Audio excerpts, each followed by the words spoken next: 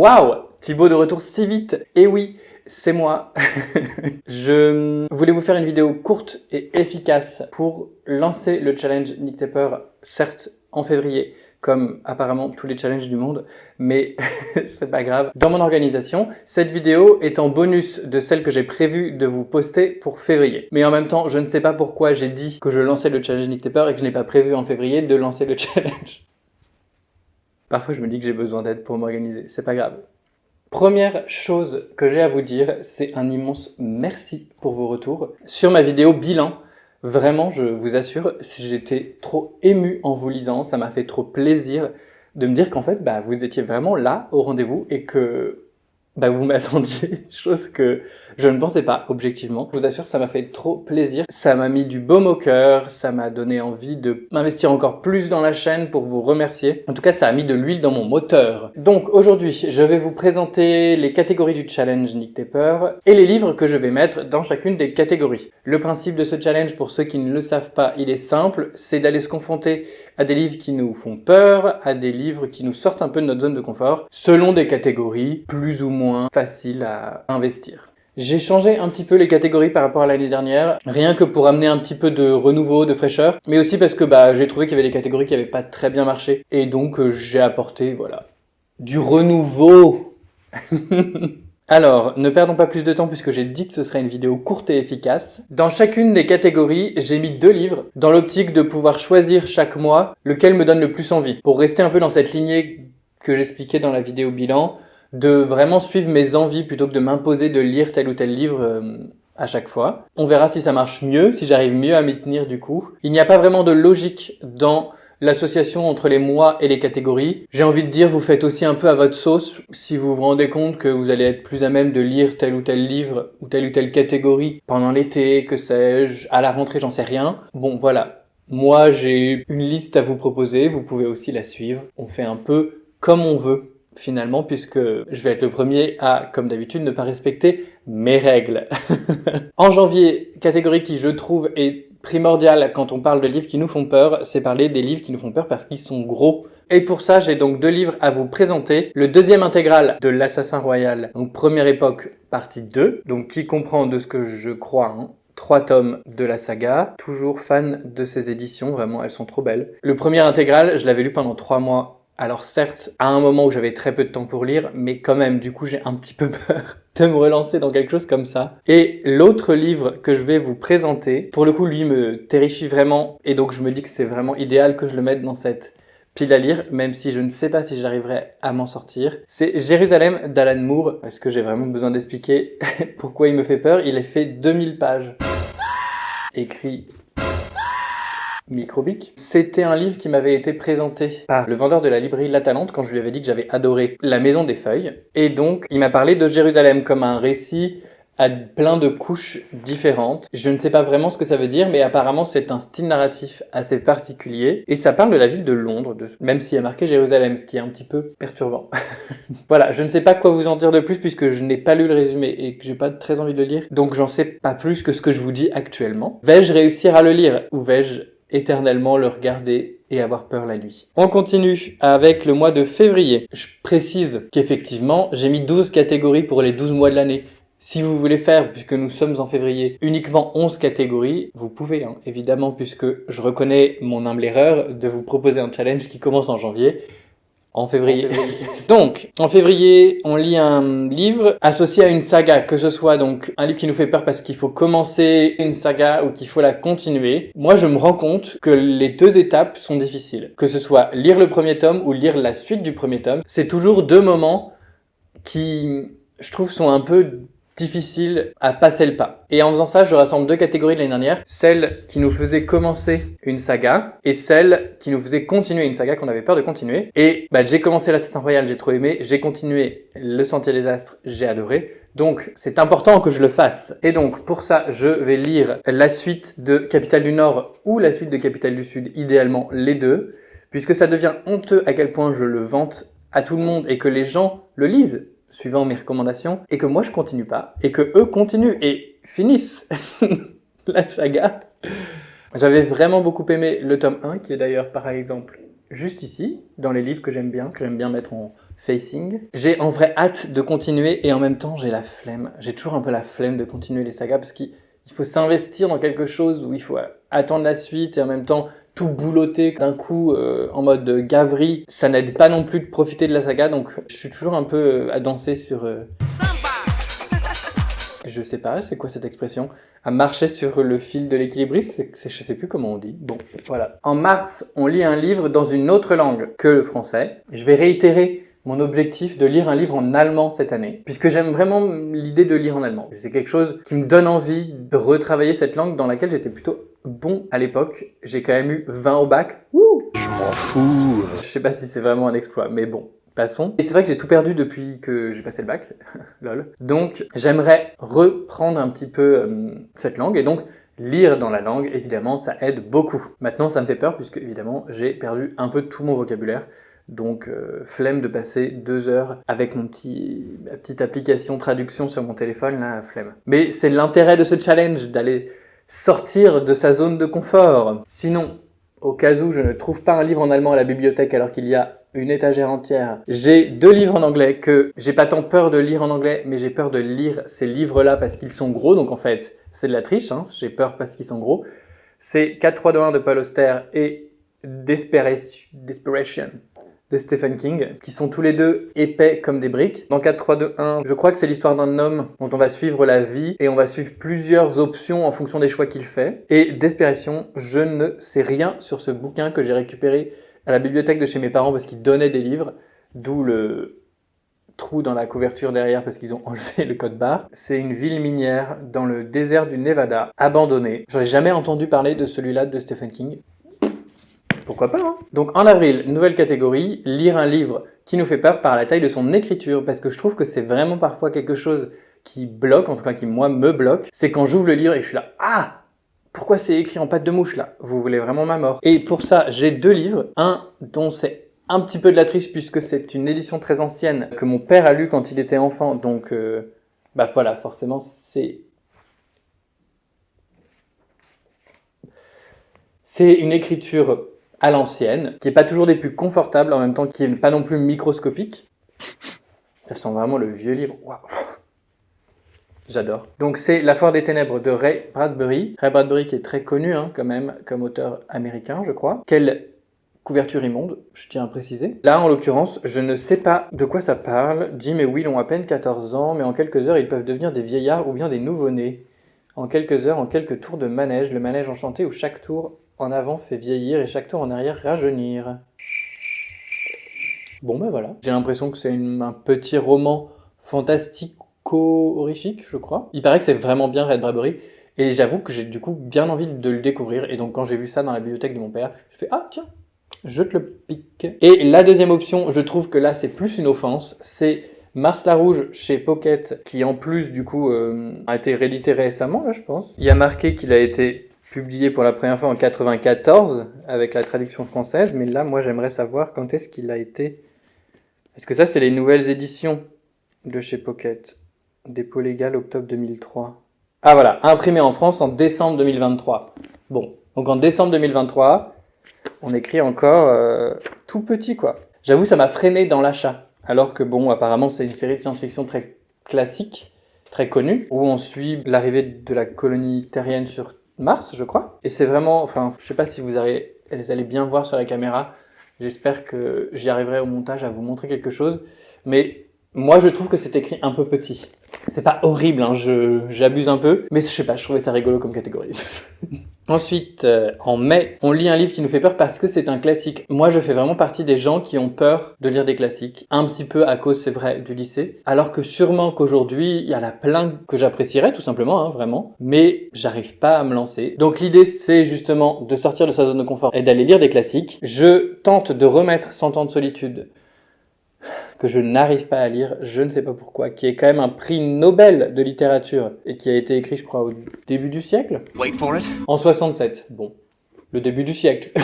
Qui est effectivement un livre qui suit l'histoire d'une famille sur plusieurs générations, je crois, en Colombie. Bah, il paraît que c'est super, il paraît que c'est trop bien, et que c'est un grand livre de réalisme magique. Je ne sais pas pourquoi je n'arrive pas à l'ouvrir. Pourtant, Ce livre-là, je pense que c'est le plus vieux de ma pile à lire. Je l'ai depuis 8 ans. Peut-être qu'il serait temps. Et le deuxième classique que j'ai mis dans cette catégorie, c'est Notre-Dame de Paris de Victor Hugo, qui est aussi une bonne bricasse, hein, il faut le dire, mais qui, pour le coup, est écrit de manière plutôt agréable. N'est-ce pas, Mars la Rouge? Est-ce que je vous parle de Notre-Dame de Paris? Non, évidemment, mais ça me fait peur de la pavasse, ça me fait peur ces auteurs qui, je crois que Victor Hugo en faisait partie, hein, ils étaient un peu payés à la page, donc objectif, en caler le plus possible. Je sais que Flofly, il y a peut-être 1 ou 2 ans, a lu Les Misérables, qui est encore plus gros, et il a trouvé ça génial. Donc je pense qu'il faut vraiment que je donne une chance à Victor Hugo, c'est pas pour rien non plus qu'on le lit, que tout le monde en chante les louanges. Maintenant, ça m'intimide, c'est vrai. Au mois de juin, on lit un livre qu'on a peur de ne pas aimer parce que tout le monde le hype de malade sur Internet. Et que, par conséquent, le risque est grand d'avoir des attentes déçues tellement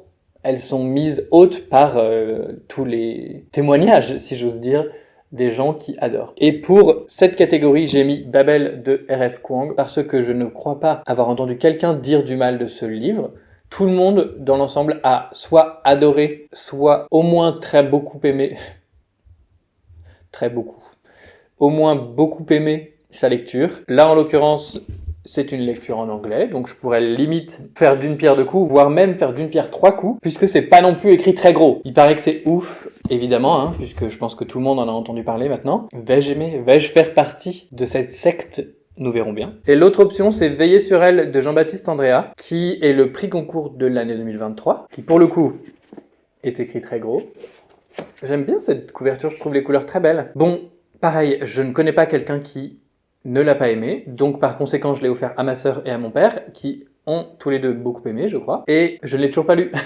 J'avoue, j'ai un peu peur. Les romans historiques comme ça, c'est pas vraiment mon genre de prédilection, mais je suis vraiment curieux et j'ai trop envie de lui donner une chance, mais juste voilà. Comme tout le monde a un peu adoré, est-ce que mes attentes par rapport à ce livre vont être ajustées ou non? Probablement pas. Ensuite, on continue avec le mois de juillet et la catégorie c'est lire un livre qui fait peur parce que c'est son objectif, c'est son souhait de nous faire peur. L'avantage de le formuler comme ça, c'est que ça permet d'englober de manière assez générale tous les livres fantastiques, horreur, policiers, thrillers qui cherchent justement à nous faire suer un peu. J'ai pour ça pris Le Masque de la Mort Rouge et autres nouvelles fantastiques de Edgar Allan Poe, qui est donc connu pour ses nouvelles horrifiques. Et j'ai pris aussi Notre part de nuit de Mariana Enriquez, qui est pour le coup vraiment, je crois, de l'horreur cette fois-ci. Bon, cette couverture en revanche, elle est vraiment très belle, hein. Notre part de nuit, je ne connais pas vraiment l'histoire. Je sais juste qu'on suit un père et son fils qui sont pourchassés par une secte, il me semble. Voilà. Rapide et efficace, on a dit. Hein. En août, un livre qu'on a peur de lire parce qu'on sait qu'il va probablement nous traumatiser par rapport à ce qui va se passer pour les personnages, ce qui va se passer dans le livre, en fonction de ce qu'on a entendu. Pour ça, j'ai pris La parabole du semeur d'Octavia Butler, puisque j'ai entendu beaucoup de bien de cette lecture, mais comme quoi c'était vraiment difficile à lire et qu'il se passait des choses très dures. J'ai un petit peu peur, fatalement. Et j'ai pris A Little Life de Anya Yanagihara. Donc là, on suit l'histoire, je crois, de 4 jeunes hommes à New York au XXe siècle. Je ne sais pas exactement quelle période. Et je crois que aussi à en voir la tête sur cette couverture, mais aussi à en voir la tête des gens quand ils en parlent sur Internet, notamment sur le booktube anglophone. Why would you write this book? Nombreuses sont les personnes qui chialent en parlant de ce livre, comme quoi ça les a traumatisés. Il y en a même qui disent que c'est ce qu'on appelle du trauma porn, tellement il se passe de trucs violents et horribles pour les personnages. Bon bah voilà. Je pense que j'ai tout dit. En septembre, on lit un livre qui nous fait peur parce que c'est un style narratif assez inattendu, assez différent de ce qui se fait d'habitude et qui sort par conséquent de la zone de confort du roman classique à la première ou troisième personne ou tout simplement avec une chronologie assez simple et directe. Pour ça, j'ai pris la 5e saison de N.K. Jemisin, le premier tome des livres de la Terre fracturée. Je n'en ai entendu que du bien et je crois que dans ce tome 1, on suit toute une perspective à la 2e personne du singulier, donc le tu. Ce qui m'intéresse beaucoup puisque est-ce que l'autrice nous adresse directement nous lecteurs? Est-ce que c'est à l'intérieur du livre que le livre s'adresse à quelqu'un, à un personnage qui pourrait tomber dessus? Enfin voilà, je suis très intrigué. Ça fait partie d'une saga donc, comme je l'ai dit un peu plus tôt, j'ai toujours du mal à commencer les sagas. J'en profite pour dropper ici que j'hésite à faire un point sur les sagas 1 an après ma vidéo de l'année dernière, pour voir si j'ai vraiment avancé ou pas. J'hésite parce que je suis pas sûr d'avoir tant avancé que ça et que du coup je suis pas sûr que ce soit très intéressant pour moi de refaire le point. Maintenant, si ça vous intéresse, n'hésitez pas à me le dire en commentaire. Ça va peut-être me motiver à me pencher sur la question. Et le deuxième livre, c'est S de J.J. Abrams, le cinéaste, et Doug Dorst, un inconnu au bataillon, désolé, qui est l'auteur du roman Alive in Necropolis, nominé pour le prix PEN/Hemingway et du recueil de nouvelles The Surf Guru.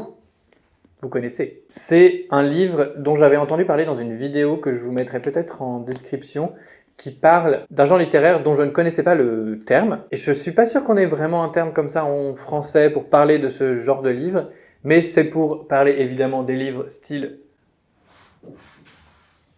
La Maison des Feuilles de Mark Z. Danielewski, qui est connu pour être une histoire dans une histoire dans une histoire, avec voilà, des styles de format très différents, des photos, des trucs, voilà. Moi, j'ai adoré cette expérience. Je sais que c'est très polarisant, donc il y a beaucoup de gens qui ont détesté, à l'inverse. Et donc, un jour, je suis allé sur YouTube pour voir s'il y avait d'autres livres du même style, et on m'a parlé de S, qui est en fait une sorte d'analyse d'un livre qui s'appelle Le bateau de Thésée de V.M. Straka, où il y a en fait des annotations, des cartes postales, des notes, un morceau de journal découpé dans une carte postale. Bon, j'adore le Nutella principe, c'est vraiment ma came. Par contre, j'avoue, c'est intimidant de se lancer là-dedans. Ça va être une lecture complexe à lire dans le métro, complexe à lire tout court. En revanche, j'ai vraiment envie de le lire. Je crois que S, c'est le nom d'une société secrète qui du coup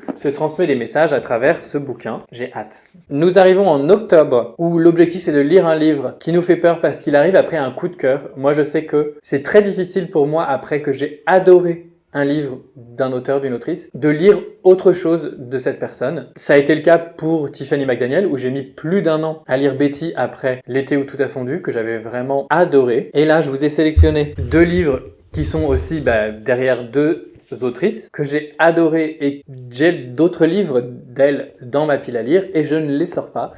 Donc, mon objectif cette année, c'est de les sortir, d'arrêter de faire semblant que j'ai peur que ce soit pas aussi bien, etc.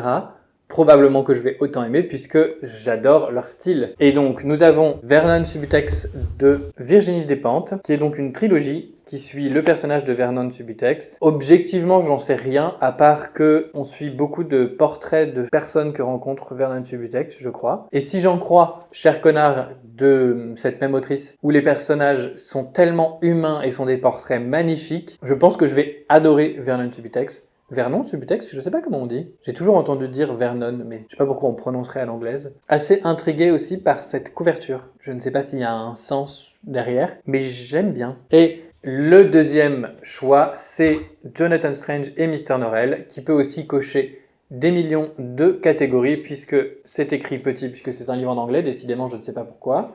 C'est en anglais, et c'est un style narratif un peu particulier, puisqu'il y a plein de notes de bas de page. Donc j'imagine qu'il y a une forme de diégèse un peu, où les notes de bas de page sont écrites par l'auteur d'un récit qui ne serait pas Susanna Clarke, qui a écrit Piranèse. Je vous ai même pas parlé de ça. J'ai adoré Piranèse, c'était une de mes meilleures lectures de ma vie. Et donc, évidemment, j'ai eu envie de découvrir autre chose de l'autrice. Ce livre-là, elle l'a écrit avant Piranèse. Il y a plein de raisons qui m'intimident de lire ce roman, mais je peux pas dire que j'ai pas hyper envie de le lire. Donc, il faut faire le pas, quoi. C'est tout l'intérêt du challenge. Plus que 2 catégories à vous présenter. La catégorie du mois de novembre, où on lit un livre qui nous fait peur parce que la couverture est moche. Et là, je vais vous parler de Anthony. Je suis méga fier de ma blague. Non, je déconne, évidemment, la couverture est magnifique. C'est le livre de Cornelius, pour ceux qui ne savent pas, qui est donc publié par la maison d'édition Les Mondes Flottants. J'ai une super dédicace. Voilà, je fais de la pub. Pour ceux qui ne connaîtraient pas Cornelius, vraiment, honte à vous. Bon, bref, blague à part. Les 2 vrais livres dont je voudrais vous parler, c'est Les Arpenteurs du Monde de Daniel Kehlmann, avec une couverture des plus dégueulasses. Déjà au niveau des couleurs, moi j'avoue je ne suis pas sensible au dessin, ni même à l'arrangement des éléments sur cette peinture, qui doit d'ailleurs avoir un nom, hein. Ça doit être une peinture qui a été utilisée pour la couverture et non un dessin qui a été fait pour ça. Voilà, illustration de couverture Eloisa Novaes, l'autre rive. On suit dans cette histoire deux grands penseurs du 19e siècle, à cheval entre le 18e et le 19e siècle, deux penseurs allemands qui ont apparemment un peu changé la donne dans la manière dont on pense les choses. De ce que je comprends, c'est deux personnalités assez antipathiques, assez asociales, assez particulières. Je pensais qu'il y avait des sous-entendus gays au vu de la quatrième de couverture. Bon, de ce que j'ai compris, c'est pas du tout le cas, donc ça me donne un peu moins envie de le lire. Cela étant dit, j'avais envie de lire du Daniel Kellman puisque c'est Cornelius, toujours, qui en parlait. Tu aurais dû partir, je crois. Du müsstest gehen sollen. Puisqu'il existe en allemand et ça fait partie des livres que j'ai envie de lire en allemand, mais je ne le trouve nulle part. Enfin, j'ai pas cherché hyper fort, mais je suis tombé là-dessus quand j'étais au Québec pour voir mon frère. Et j'adore acheter des livres quand je ne suis pas chez moi. Donc, j'ai pris celui-là. Il était en occasion. J'ai commencé, figurez-vous, à le lire un soir. J'ai lu 10 pages et j'ai pas très envie de continuer. Donc, je vais voir. Je vais essayer de lui redonner une chance. Et l'autre couverture moche, c'est Vieux râleur et suicidaire, la vie selon O.V. J'avais lu de lui Beartown, qui a été traduit en français par La petite ville des grands rêves, je crois, qui est vraiment pas du tout la même chose, mais c'est pas grave. Et là, en l'occurrence, en anglais, je sais que ça s'appelle A Man Called O.V., je crois. Et nous, on a décidé de faire un titre vraiment limite putaclic. Vieux râleur et suicidaire, la vie selon O.V. J'aime pas du tout ce style de couverture, je trouve ça laid. Objectivement. Je sais qu'il paraît que c'est ouf, hein, et j'avais vraiment adoré Beartown et l'écriture de Bachman, donc j'ai envie de lire autre chose de lui, mais j'avoue que cette couverture me refroidit profondément. Et nous arrivons à la fin. En décembre, j'avais beaucoup aimé l'année dernière de relire un livre, et de me forcer un petit peu à le relire, puisque j'ai tendance à ne pas le faire alors que j'aime beaucoup, finalement, relire. Cette année, j'ai décidé de me motiver à le faire à nouveau. Donc en décembre, on relit un livre qui nous fait peur. Moi, la raison pour laquelle ça me fait peur de les relire, c'est souvent que j'ai peur de ne pas aimer autant que la première fois. Et cette année, c'est La Horde du Contrevent que j'ai envie de relire de Alain Damasio, que j'ai lu il y a au moins 5 ans maintenant, si ce n'est plus, que j'avais adoré. Et c'est vrai qu'en plus, récemment, Misère Pourpre en a parlé sur sa chaîne, ça m'a vraiment encore plus hypé de le relire, même si j'ai quand même une personnalité. Et j'avais prévu dès l'année dernière de le relire. On suit un groupe de personnages qui essayent de remonter le vent. C'est une planète, un lieu, un monde où le vent va toujours un peu dans le même sens, comme une sorte de torrent un peu. Et donc sont envoyés des groupes, des hordes de personnes pour essayer de retrouver l'origine de ce vent, la source. C'est beau, c'est magnifique, c'est philosophique, c'est profond, c'est la nature humaine, c'est génial. J'ai hyper envie de le relire et ça fait partie des livres qui ont un style narratif un peu chelou si jamais vous cherchez des idées pour la catégorie du mois de septembre. Et l'idée, c'est que ça me permette dans la foulée de lire L'étoffe dont sont tissés les vents de Antoine Saint-Épondil, qui est donc une œuvre autour de l'univers de La Horde du Contrevent, publié chez Helios. Et je crois que c'est validé par Alain lui-même, qui a d'ailleurs écrit une petite nouvelle en préface. Donc je suis hyper curieux, je sais vraiment pas ce que c'est, j'ai juste envie de me lancer un peu les yeux fermés. Et cette fois-ci, il n'y a pas de deuxième livre, puisque je triche, comme d'hab, mais surtout parce que j'ai vraiment envie de relire ce livre, donc j'ai pas besoin de me proposer une autre option. Je sais que j'ai envie de le lire cette année, je le ferai. Voilà, bon, on arrive à la fin. Je reprécise que si vous voulez réarranger les catégories comme vous le souhaitez et mettre telle catégorie avec tel mois plutôt, vous faites ce que vous voulez, si vous voulez en lire plusieurs sur plusieurs mois. Enfin, objectivement, l'idée c'est juste de se motiver ensemble à lire des livres qui nous font sortir un peu de notre zone de confort et d'essayer de les lire pendant l'année. Et ensuite, chacun fait à sa manière. En tout cas, un immense merci d'avoir regardé cette vidéo jusqu'au bout. Si jamais vous avez envie de participer, n'hésitez pas à m'en parler en commentaire, à me mettre vos piles à lire. Vraiment, je suis toujours hyper heureux de vous lire en commentaire quoi que vous disiez. Mais je serais encore plus heureux si vous avez envie de participer à ce challenge. Au final, je sais pas combien de personnes ont réellement participé, mais les gens qui m'ont dit qu'ils participaient l'année dernière, ça m'a fait trop plaisir parce que bon, je lance ce challenge en vrai, on s'en fout, c'est surtout pour moi. J'essaye pas de rassembler la terre entière derrière ce défi, mais ça fait plaisir de savoir qu'il y a des gens qui suivent. Bon, voilà. Donc n'hésitez pas à m'en parler dans les commentaires. Désolé d'arriver en février. Si jamais vous voulez m'en parler autre part qu'en commentaire, j'existe sur Discord majoritairement. Actuellement, je suis sur le Discord de Marion Snodza, le Discord de Paper et le Discord de Cornelius. Je n'ose pas me mettre sur d'autres Discord parce que j'arrive déjà pas à participer réellement de manière régulière sur ces forums-là. Peut-être que ça va changer cette année, j'aimerais bien. Ça fait partie des objectifs un petit peu plus perso que j'aimerais bien me mettre, de participer plus, d'être plus présent, d'aller faire les rencontres, ce genre de choses. Voilà, bon ça c'est autre chose qui n'a rien à voir. Mais donc si jamais vous avez envie de m'en parler autre part que en commentaire, vous pouvez me trouver là-bas pour le moment. Cela étant dit, je vous remercie à nouveau pour tous vos commentaires sur la dernière vidéo, sur tous vos retours. Je suis méga heureux d'avoir une telle communauté, si je peux vous appeler comme ça. Ça me fait trop plaisir, je suis trop content. Je vais arrêter de blablater pour dire la même chose. On se retrouve donc en février normalement si tout se passe bien, sinon en mars, et cette vidéo sera comptée comme la vidéo de février. Merci d'être là, merci de regarder, je vous dis à très vite, bye!